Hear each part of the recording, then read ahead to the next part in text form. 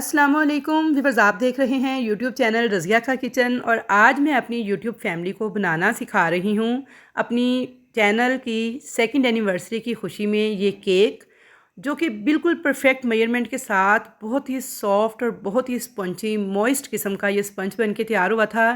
تو ویورز یقین کریں، میری ٹاپ سیکرٹ ریسپیز میں سے یہ ایک ریسپی ہے، اور میں اپنے آرڈر ورک کے لیے یہی ریسپی یوز کرتی ہوں جس کا 100% پرفیکٹ مجھے رزلٹ ملتا ہے۔ تو یہاں پہ میں آپ کو کیک چیک کروا رہی ہوں، توڑ کے دیکھیں، مڑوڑ کے اسے اچھے سے دبا کے کہ کتنا سافٹ ہے، کتنا اسپونجی ہے۔ آپ اس کی سافٹنس کا اندازہ لگا سکتے ہیں میرے دبانے سے۔ اب یہاں پہ میں آپ کو دکھاؤں گی کہ جی آج میں اپنی یوٹیوب فیملی کو وہ والا کیک بنانا سکھا رہی ہوں جو کہ عام طور پہ گھر میں، کیونکہ اوزار نہیں ہوتے آپ لوگوں کے پاس، جو لوگ پروفیشنل بیکرز نہیں ہیں میری بہنیں، جو سمپل اپنے گھر پہ اپنے بچوں کی برتھ ڈے وغیرہ کے لیے یا کسی بھی ایونٹ کے لیے کیک تیار کرنا چاہتی ہیں، تو یہ کیک بہت کم چیزوں کے ساتھ، یعنی بہت کم اوزاروں سے بن کے تیار ہو جائے گا۔ ٹرینڈنگ فائر کیک اس کو کہا جاتا ہے، آج کل ٹک ٹاک پہ بھی اس کی بڑی دھوم ہے اور کسٹمر بھی اسے بڑے زور و شور سے آرڈر کرتے ہیں۔ تو یہاں پہ دیکھیں جی، یہ میری بھتیجیوں کی تھی آج برتھ ڈے، یہ ٹوینز ہیں، تو انہوں نے مجھے کہا تھا جی آپ ہمیں یہ کیک جو ہے نا یہ بنا کر دیں، ٹرینڈنگ فائر کیک، تو یہ میں نے انہیں گفٹ کیا تھا۔ اچھا، اب میں آپ کو بنانا سکھا رہی ہوں، بہت ہی آسان سی یہ ریسپی ہے، تو آپ نے مکمل ٹپس کے ساتھ اس ریسپی کو اینڈ تک واچ کرنا ہے، سکپ نہیں کرنا، ورنہ کیا ہوگا، بہت ساری ٹپس جو ہیں اب آپ مس کر دیں گے تو پھر آپ کہیں گے جی ہمارا کیک ٹھیک طرح سے بنا نہیں ہے، بیٹھ گیا ہے، ربڑ کی طرح سخت ہو گیا ہے، یا پھر اور مسئلے مسائل آئیں گے۔ لیکن اگر آپ اس ریسپی کو پورا فالو کریں گے نا تو یقین کریں پہلی ہی بار میں آپ اسے پرفیکٹ تیار کر لیں گے۔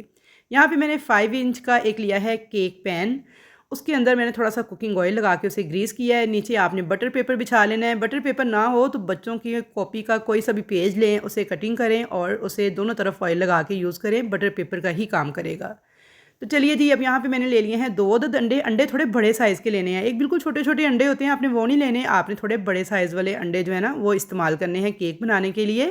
اس سے جو آپ کا کیک ہے نا وہ ذرا بڑا اور اچھا بن کے تیار ہوگا، سافٹ اینڈ فلفی بنے گا۔ تو انڈوں کا سائز بہت میٹر کرتا ہے کیک سپنج کا بیٹر بناتے وقت۔ یہاں پہ میں نے دیکھیں 2 لارج سائز کے ایگ لیے ہیں، ان کو توڑ کے ڈالا ہے ایک بول کے اندر، ساتھ میں نے پسی ہوئی چینی ڈال دی ہے 100 گرام۔ اگر آپ کے پاس کچن سکیل نہیں ہے، آپ گرامز میں میئر نہیں کر سکتے، تو آپ جو کپس ہوتے ہیں میئرمنٹ والے وہ ضرور سے خرید کے رکھ لیں، 100-150 روپے کے آ جاتے ہیں۔ تو آپ نے آدھا کپ پسی ہوئی چینی جو ہے وہ میئر کر کے ڈال دینی ہے۔ ساتھ آپ نے ڈال دینا ہے اس میں ونیلا ایسنس ½ ٹی اسپون کے برابر۔ ونیلا ایسنس جو ہے بیسیکلی انڈوں کی اسمیل کو ختم کرتا ہے، ایک زبردست فلیور ہمارے کیک میں آتا ہے، تو اس لیے اسے آپ نے ایڈ کرنا ہے۔ اور یہ 150 کی بوٹل نا چھوٹے والی ایزیلی مل جاتی ہے کسی بھی ڈپارٹمنٹل سٹور سے۔ اب آپ نے کیا کیا جی، بیٹر لینا ہے اور بیٹر کو چلانا سٹارٹ کرنا ہے۔ یہاں پہ آپ نے بیٹر کو پہلے 2 منٹ تک چلانا ہے میڈیم سپیڈ پر، اور اس کے بعد 2 منٹ کے بعد جب یہ تھوڑے فلفی ہو جائیں گے تو آپ نے بیٹر کو فل سپیڈ پہ چلانا ہے۔ فل سپیڈ سے یہ مراد ہے کہ جیسے آپ کی بیٹر میں اگر 4 سے 5 سپیڈ کے بٹن ہیں تو آپ نے اسے لاسٹ والی سپیڈ پہ لے جانا ہے۔ جیسے دیکھیں میرے بیٹر کے اندر 5 تک بٹن ہے، تو میں اسے 5 والی سپیڈ پہ لے آئی ہوں۔ اب میں اسے مسلسل بیٹ کرتی جا رہی ہوں۔ کب تک بیٹ کروں گی؟ جب تک یہ مکمل طور پہ فلفی ہو کے اتنے کریمی نہیں ہو جاتے، کہ میں آپ کو ابھی چیک کرواتی ہوں۔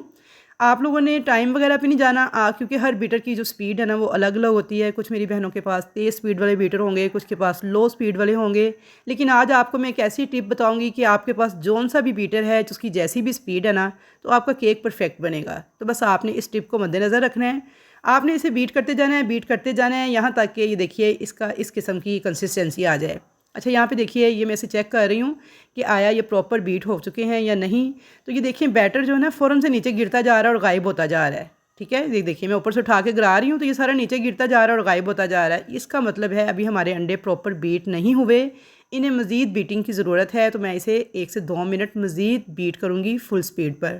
یہاں پہ میں نے اسے 2 منٹ تک فل سپیڈ پہ مزید بیٹ کیا تھا۔ ٹوٹل مجھے تقریباً 4 سے 5 منٹ لگ گئے تھے ان انڈوں کو بیٹ کرتے ہوئے۔ اور اب دیکھیں ذرا، اب میں بیٹر اٹھا کے گرا رہی ہوں، تھوڑی سی یہ لائنیں شائنیں بنا رہی ہوں نا، تو اوپر دیکھیں سٹے کر رہا ہے بیٹر، سرفیس کے اوپر ایک ڈیزائن سا بنتا جا رہا ہے، فوراً سے غائب نہیں ہو رہا۔ تو بس جب تک آپ کی یہ کنڈیشن نہیں آ جاتی تب تک آپ نے بیٹر کو چلا کے تو انڈوں کو بیٹ کرنا ہے۔ یہ دیکھ سکتے ہیں، یہ سب سے بیسٹ نشانی ہے جی انڈوں کو چیک کرنے کی، بہت آسان سا یہ طریقہ ہے، اسے ایزیلی آپ فالو کر سکتے ہیں۔ اب آپ کے بیٹر کی کوئی سی بھی سپیڈ ہونا، آپ نے ٹائم پہ نہیں جانا، آپ نے صرف یہ والی کنسسٹنسی آنے تک انڈوں کو بیٹ کر لینا ہے کہ یہ تھوڑا سا سرفیس پہ سٹے کرنے لگے۔ چلیے جی، یہ تھا جی پہلا ٹپ اور پہلا پوائنٹ جو کہ آپ کا ہو چکا ہے کلیئر۔ اب یہاں پہ میں نے صرف اور صرف 2 سے 3 ٹیبل اسپون ڈالا ہے کوکنگ آئل۔ بہت زیادہ آئل آپ کو ڈالنے کی ضرورت نہیں کہ 1 کپ ڈال دیں 2 کپ ڈال دیں، صرف میں نے 3 ٹیبل اسپون کوکنگ آئل ڈالا ہے، اور 2 سیکنڈ تک آپ نے تھوڑا سا بیٹر چلا کے آئل کو اچھے سے مکس کر لینا ہے۔ بہت زیادہ بیٹر نہیں چلانا، آئل ڈالنے کے بعد صرف 2 سیکنڈ میں نے چلایا ہے، مکسنگ ہو گئی ہے تو بیٹر کو نکال لیں گے، بس بیٹر کا کام اتنا ہی تھا، یہاں تک ختم۔ اب ہم نے ایک چھلنی لینی ہے باریک والی، اسے رکھنا ہے اس طرح سے، اور اس کے اوپر دیکھیں میں یہاں پہ میں نے کپ جو ہے نا میجرمنٹ والا 250 گرام والا یہ یوز کر رہی ہوں، اور یہاں پہ آپ دیکھ سکتے ہیں جی آدھا کپ میدا ہے یہ میرے پاس، جو کہ 100 گرام ہے۔ اگر آپ کچن سکیل سے میئر کر کے لے رہے ہیں تو یہ 100 گرام میدا ہے، جن کے پاس نہیں ہے کچن سکیل ان کی آسانی کے لیے میں بتا رہی ہوں کہ آدھا کپ میدا ہے یہ۔ آپ نے بہت دبا دبا کے میدے کو نہیں بھرنا، بس لوز سا رکھ کے بھرنا ہے، اور آدھا کپ آپ نے لے لینا ہے۔ چھلنی میں اسے ڈال دیں گے، ساتھ ہی جہاں پہ دیکھ سکتے ہیں میں بیکنگ پاؤڈر یوز کر رہی ہوں۔ بیکنگ سوڈا آپ نے ہرگز استعمال نہیں کرنا، جسے میٹھا سوڈا کہتے ہیں نا، وہ نہیں، بلکہ یہ بیکنگ پاؤڈر ہے۔ ایزیلی مل جاتا ہے کسی بھی ڈپارٹمنٹل اسٹور سے، 100 سوا 100 روپے کی ایک شیشی آ جائے گی، جس سے آپ ایزیلی 4 5 6 دفعہ کیک بنا سکتے ہیں۔ اچھا، یہاں پہ میں نے ½ ٹی اسپون ڈالا ہے بیکنگ پاؤڈر، اور اسے میدے کے ساتھ مکس کر کے نا چھانتے ہوئے میں اب اس میدے کو اور بیکنگ پاؤڈر کو نا اس انڈوں والے بیٹر کے اندر مکس کر دوں گی۔ اچھا، اگر آپ کے پاس زیادہ بڑا کیک ہو، جیسے یہ صرف 2 انڈوں سے میں بنا رہی ہوں، آدھا کپ میدا تھا تو میں نے سارا اکٹھے چھان لیا ہے، لیکن اگر زیادہ میدا ہو، جیسے آپ 4 انڈوں سے بنا رہے ہیں، تو پھر آپ نے اسے 2 سے 3 پورشنز میں ایڈ کرنا ہے، ایک ہی دفعہ سارا میدا جو ہے نا اس میں نہیں ڈال دینا، ورنہ آپ سے مکسنگ ٹھیک نہیں ہوگی، اوور مکسنگ ہو جائے گی اور کیک آپ کا بیٹھ جائے گا، سخت ہو جائے گا، ربڑ بن جائے گا۔ تو یہ بھی ایک ٹپ ہے جی، بس 2 انڈوں سے جب آپ کیک بنائیں تو آپ اس طرح سے میدا ڈال دیں، لیکن اگر زیادہ ہو کوانٹٹی آپ کے میدے کی تو پھر آپ نے اسے 2 سے 3 پورشنز میں تھوڑا تھوڑا کر کے مکس کرنا ہے۔ اچھا جی، اب یہاں پہ مکسنگ دیکھیں جی، یہاں پہ میں بالکل آپ کو اوریجنل سپیڈ دکھا رہی ہوں ویڈیو کی، میں نے بالکل بھی ویڈیو کی سپیڈ کو تیز نہیں کیا، کیونکہ میری بہت ساری بہنیں جو ہے نا اس پوائنٹ پہ آ کے گڑبڑ کر جاتی ہیں، یہ پوائنٹ سمجھ سے باہر ہو جاتا ہے ان کی۔ تو آپ نے اس بیٹر کو کس طرح مکس کرنا ہے، غور سے دیکھیں میرے ہاتھوں کی طرف، اور غور سے ساتھ مجھے سنتے جائیں کہ آپ نے ایک ہی ڈائریکشن فکس کر لینی ہے، اس ڈائریکشن میں بالکل ہلکے ہاتھوں کے ساتھ اسپیچولا کو اس طرح سے گھمانا ہے، اور سینٹر سے بھی اسے ایک آدھ بار گزارتے جانا ہے، کٹ اینڈ فولڈ میتھڈ اسے کہتے ہیں، اور آپ نے اس طرح سے اسے فولڈ کرتے جانا ہے۔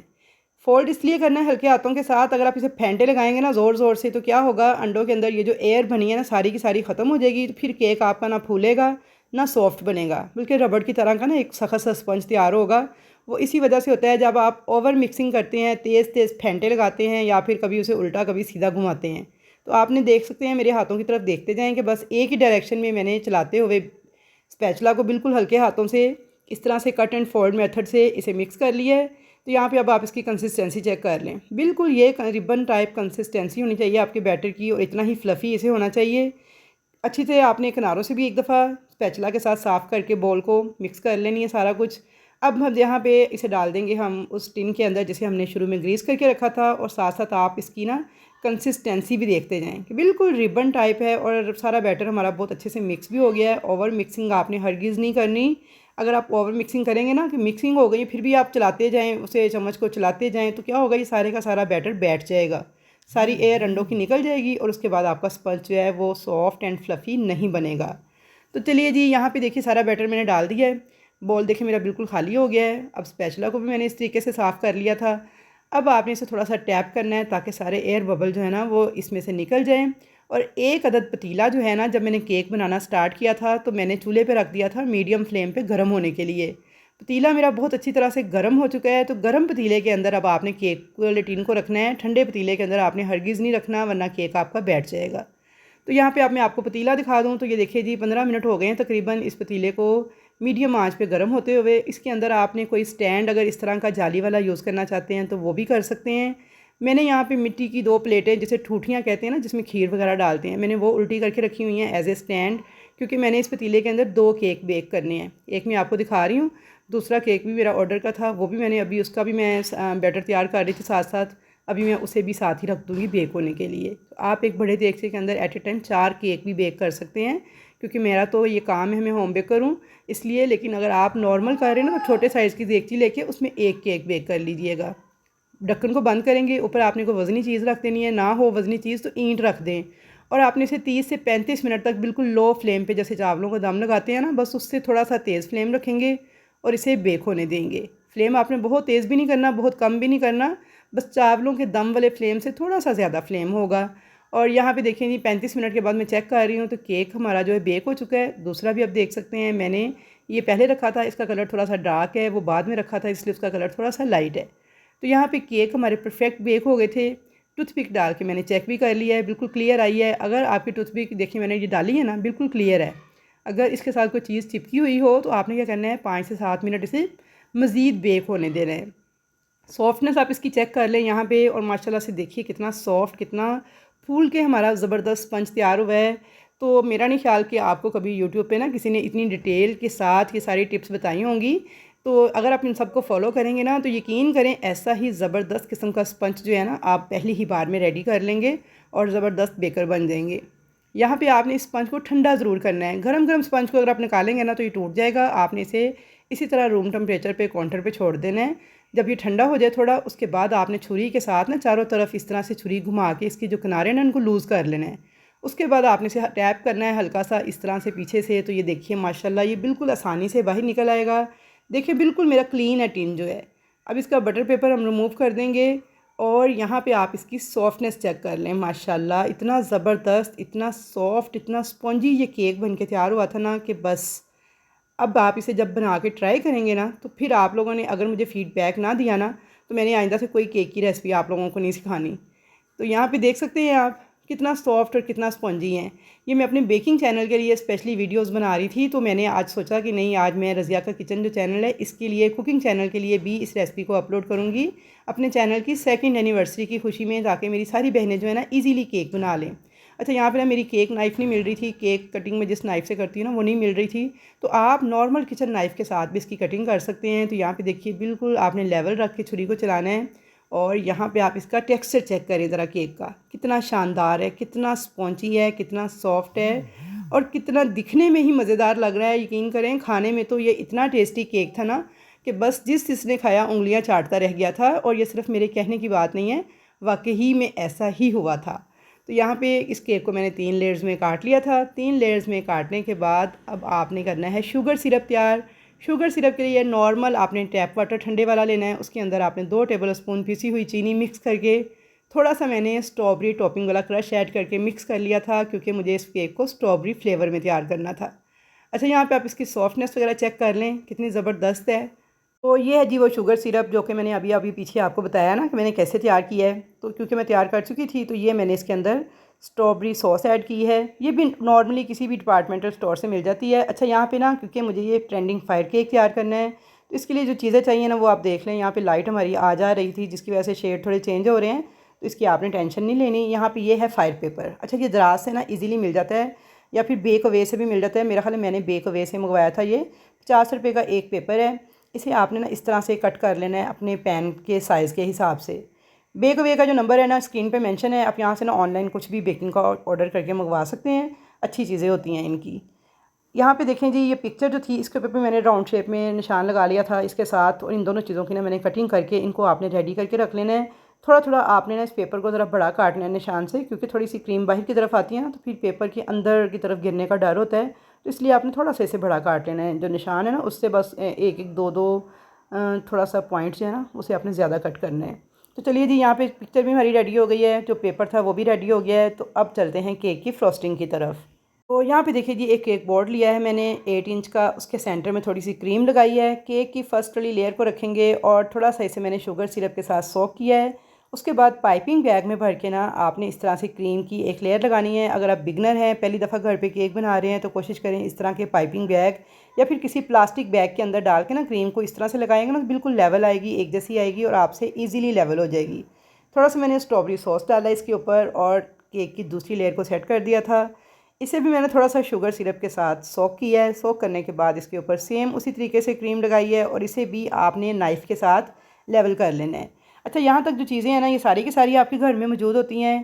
آپ کو کسی بھی اسپیشل اوزار کی ضرورت نہیں ہے. آپ نے بس دیکھیں کیک بورڈ کو ہی لینا ہے, کوئی سا بھی آپ کیک بورڈ لے کے اسے سنبھال لیں, یا کسی پلیٹ میں بھی آپ اسے کر سکتے ہیں. اس کے اوپر آپ نے کریم کو لگاتے جانا ہے. کریم لگانے کے لیے میں نے آپ کو بتایا, آپ ایک تو آپ یہ پائپنگ بیگ خرید کے رکھ لیں. اگر نہیں ہے پائپنگ بیگز وغیرہ تو آپ کیا کریں, کسی شاپنگ بیگ میں ڈال کے بھی کریم کو اپلائی کر سکتے ہیں اور اسے لیول کر لیں. اچھا یہاں پہ آپ سمپل نائف لے کے نا اس کی مدد سے بھی اس کیک کو آپ کرتے جائیں لیول. اس کے بعد آپ نے تھرڈ لیئر کو سیٹ کرنا ہے تھوڑا. تو یہاں پہ جو تھرڈ والی لیئر تھی نا اسے دیکھیں میں نیچے والی سائڈ سے تھوڑا سا سوک کر رہی ہوں. یہ دیکھ سکتے ہیں آپ, اسے میں نے نا اندر والی سائڈ سے تھوڑا سا سوک کر لیا تھا. اور اس کے بعد آپ نے اس طرح سے اسے رکھنا ہے کریم کے اوپر, और थोड़ा सा क्रीम लगाते हुए ना आपने इसे क्रम कोट कर लेना है। तो ये क्रम कोट करना तुमसे है ना, ये प्रोफेशनल बेकर्स के लिए तो इसलिए ज़रूरी होता है ताकि इसके सारे क्रम्स वगैरह जो हैं कवर हो जाएं। आप पहली बार घर पे बना रहे हैं तो आप भी थोड़ी सी क्रीम लगा के इसे क्रम कोट करें और इसे रात भर के लिए ना आप फ्रिज में छोड़ दें इसी तरह से। इससे क्या होगा, आपका जो केक है ना बड़ा नीट फ्रॉस्ट होगा, इस पर क्रीम बड़ी अच्छे से सेट हो जाएगी और केक जो है ना बिल्कुल भी हिले जुलेगा नहीं, बिल्कुल अपनी जगह पे कायम दायम रहेगा। तो यहाँ तक आई होप कि आप सबको समझ आ गई होगी। मेरी सारी बहनें जिनके पास कोई स्पेशल किस्म के टूल्स नहीं हैं बेकिंग के, वो भी आसानी से ना इस केक को इस तरीके से तैयार कर सकती हैं। तो यहाँ पे देखिए जी, अब इसके ऊपर हम फाइनल कोट की बारी आ गई है, तो थोड़ा सा इसे मैंने लेवल किया है। और जो पिक्चर हमने बनाई थी ना, ये सिंपल पिक्चर है। आप किसी भी फ़ोटोशॉप से ना मोबाइल से आप अपने उन्हें व्हाट्सअप कर दें पिक्चर, और उसके बाद वो तकरीबन 60-70 रुपये लेते हैं और ये पिक्चर डेवलप कर देते हैं।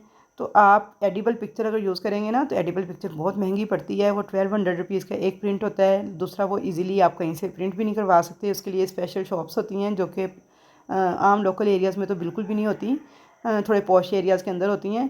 तो इसलिए बेहतर है कि आप बस अगर इस किस्म का कोई पिक्चर वाला केक बनाना है ना, तो आप एक पिक्चर डेवलप करवा लें 60-70 रुपये की और किसी भी फ़ोटोशॉप से, और उसके इस तरह से केक के ऊपर आप लगा के तो अपना काम चला लें। बच्चे भी खुश, आप भी बजट में।